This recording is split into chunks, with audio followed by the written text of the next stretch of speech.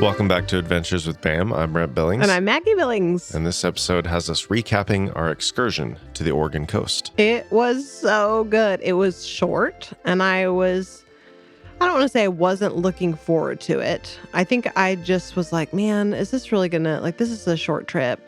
And I think it'll be nice. But sometimes traveling with kids is nice when you get somewhere, but the way over and the way back is exhausting, and they're fighting in the car and and then you got to pack and unpack. So I was not super optimistic that it would be like a net gain as far as like rest and relaxation go. And I was wrong. It was great. Yeah, it was great. The boys really love the coast. They love the beach. They love digging around in the sand. It's a perfect little playground for them. Looking for shells. Yeah. It really is perfect because you can see them forever, right? Mm-hmm. And they both have a healthy fear of the water. So, and the water's cold too. So it's not like they're like, oh, let's run into it, I feel like that was exactly what I needed as a parent, was somewhere to just like cut them loose and be able to watch them and know they're having fun and know they're safe, but not have to stay, on top of them every second. Yeah, it seems that we never actually talked about our trip to Oregon last year. Yeah. But last year we went to Eugene because I was doing some stuff with some Impact staff at the University of Oregon. Did a couple things there. While we were there, we popped over to the coast and we were out on the beach for hour. When was that? Maybe May? 2 hours. Yeah, it was May 2024. Okay, so colder. Yeah, it was cold. And I think it was kind of overcast, maybe a little bit rainy even. Yeah, misty. Although it wasn't raining while we were there. Yeah. But it had been maybe, I don't know. Sure. But the boys had a great time then. And so that was, 1 or 2 hours. And this time we were on the coast for 2 nights, 1 full day plus a little bit evening and morning, coming and going. And they did not get enough of it. So I think next year we're just going to have to plan for 3 or 4 days and just see how long can we be there before they're just absolutely sick of it. Yeah. I mean, we got in late, what night? Saturday night. But the hotel is right on the beach. So it was, really wonderful to be like, all right, here's our dinner. We're going down for a picnic.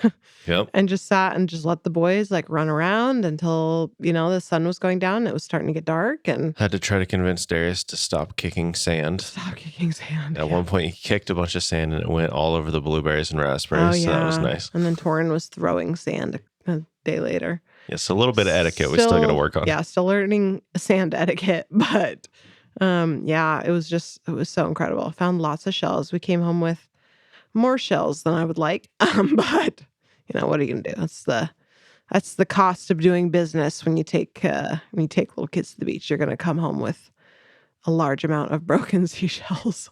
What else did we do? Well, on the way over, there was a fire near Hood River. Oh, yeah. Why are you laughing? That's terrible. Well, just because Darius was so excited about it. It had just started, I think, the day before, or maybe, I think it was the day before. So it was about 3,000 acres, but it was right on the other side of the river as we were driving I-84, right? on the Washington side. And 1 week earlier, a fire had burned that same side of the river on the Oregon side. So we're kind of driving by a little bit of this it seems like something had gone on here. A lot of the trees actually seemed to do pretty well. It wasn't that bad of a fire. But we could see flames and everything. We could see helicopters. We could see airplanes. Everybody was working it. It was a whole thing. And it kind of stretched along the river. So it was probably 20, 25, 30 minutes where we could see, some level of activity around this fire. And Darius was just eating it up. He was just like I could absolutely see him being a smoke jumper or some kind of a wildfire firefighter. He's very into firefighting right now. Yep. For sure. Obviously not something we really want to see, but exciting for Darius to get a little bit up close and personal view of something that he's interested in. Firefighting, yep, true. And then we stopped in Gresham, just outside of Portland, met some Bama listeners there, had some good sandwiches, although it kind of took a while. So I wish I kind of regret ordering the food because it's like, man, I could have used the extra time to talk to people. Which it wasn't like we were talking to some people, but I don't know. It just felt like it wasn't a good use of time to order the food. But whatever. That was a good time. Got some pictures there. Met some interesting people with some interesting connections to Baymont. And so that was fun. Then we headed out to the coast. And yeah, we talked about that dinner.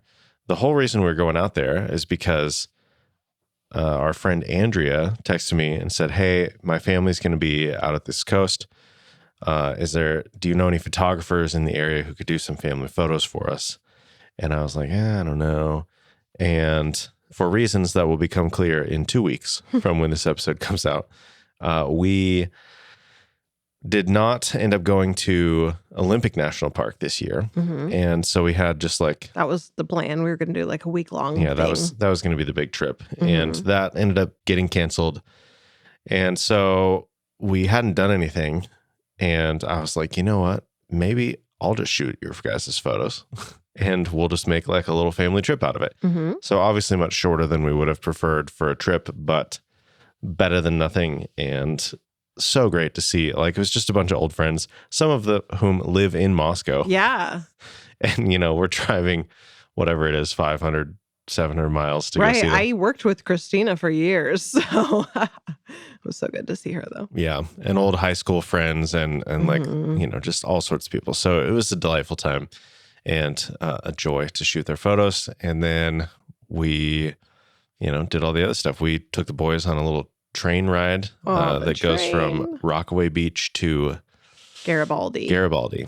And it goes like barely faster than walking speed. It takes 30 minutes to go 4 miles, I think. Yeah, it's incredible how long they stretched out. But it was great. It's an old train. Very old train. Yeah, like 100-year-old train, I think. The engine was from 1925. The boys loved it. I loved it. It was so fun. Yeah, it was delightful. To have the windows open. It was their first train ride. Mm-hmm. And I think they just loved it. Torrin's still talking about it. Yeah. It was like $100 for the round trip. So total. Yeah, total. Family of 4. Not something that I would necessarily want to do if like the boys were older and a little more experienced. But for a first train experience, it's perfect. Solid. Yep. Very kid friendly. I loved that it was like, they can get up and move seats and kind of mess around and like nobody cared. This is definitely...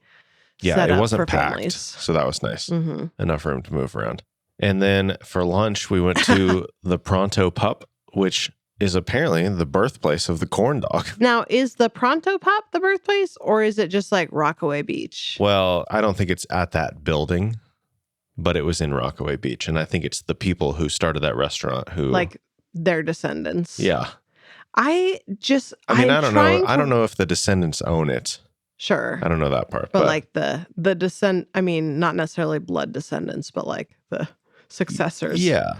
I'm trying to I'm still processing. How is it possible that the corn dog was invented in Rockaway Beach, Oregon? Like, I assumed this was some sort of German thing that got like Americanized. And what's the story? Is that like this guy at the fair was going to make hot dogs or something and ran out of buns? Some guy like came over to the coast to sell hot dogs. Mm-hmm. And then something happened to the buns. Like they got wet or something was wrong with them and he couldn't use the buns. So he's like, why don't I just use this batter or something? Yeah, there was like a friend or something who had a bunch of pancake batter. And they're like, well, what if we dip it in the batter and then deep fry it? I don't know. Ha! But we love corn dogs. So... kind of special in that regard, although because it's a different kind of batter than like a typical corn dog that people eat today, it's actually not as sweet of a batter. It's a little more savory, and the boys did not love it. So. I didn't think, when I tried one, I thought the batter was more similar than I expected. I thought it was just like the quality of the meat was so much higher that it was like, wow, this is incredible. It was closer than I expected, because one time at the fair in Moscow, I had a corn dog expecting, a more typical corn dog. Mm-hmm. And I hated it. Oh my. So I was half expecting to hate the corn dog. Huh. Just there for the experience. Yeah. But it was actually, it was good. It's not the same. Definitely not the same. I could absolutely tell the difference. Wouldn't necessarily want to have that kind of corn dog all the time, but I enjoyed it and whatever. So anyway, after the corn dogs, we went and took a nap or something. Yeah. And the boys watched a movie. They watched Finding Nemo. That was Torrin's first time. Solid with that choice movie. for the ocean. And then we went and did the photo shoot. And then after that, we ran down to Tillamook to the creamery. We barely made it. They closed at 7. We got there a little before 6, but there was a line for ice cream. It was apparently National Ice Cream Day or something. Yeah, no, everyone had the same idea. We did not know this until right before we got there, but we were not going to go all the way to the creamery and not get ice cream. Not that we don't have it every anytime we want here anyway, but it just seemed like a waste of a visit. We weren't going to eat something there. So most of the time we were there was spent waiting for ice cream, but man, it was good ice cream. There was no wait for the food burger line. Yeah. Or not a burger. What did I get? I got a, it was like pulled pork. Well, I don't think it was pulled pork, but it was some kind of a sandwich that had cheese sauce and a slice of cheese plus another slice of cheese on top of the bun. And I was like, can I get, it's just like all the dairy you can imagine. And I was like, can I get it without the dairy? And they're like, okay, I guess we can do that. Why are you even here? Yeah, right. Yeah. Everything else was way too complicated to try to conform to my lactose intolerance. It came out, ended up with the piece of cheese still on top of the bun. It's like, okay, well, I don't know what they were thinking with all of the other stuff removed, but it was easy enough to peel off, and Torrin, I think, ate that entire slice of cheese in one bite. So it worked out. He loves cheese. And then the next morning on our way home, we ran up to Cannon Beach. Maggie found a primo parking spot. There's like... Did I find it? You did. There was like enough room for like 3 cars on the side of this road across the street from a ramp that led straight down to the beach directly in front of Haystack Rock. That's true. I'm like, I've been to Cannon Beach half a dozen times. If I had known that this spot and this like entry to the beach existed, this would have been the spot every time. I can pretty much guarantee you that those spots are not available on the weekends. We were Maybe driving not, on yeah. a Monday, so Sure. I think... and even, someone pulled in the spot in front of us right before we pulled in, and someone pulled in behind us right after we pulled in. So my guess is those spots are probably full often, and our timing was just sublime. Whatever. It was still great. And then we stopped in Hillsboro on the other side of Portland on the way back. Met a couple more Bay Mile listeners there. And had some crazy interactions with other people at the playground. Oh yeah, People who were like interested, like they overheard us talking about whatever, and they're like, "Hey, what do you?" So I think these people might be getting connected with the church that these guys were from. So kind of a cool little story there. And yeah. Then the drive back, we stopped at, what was the place?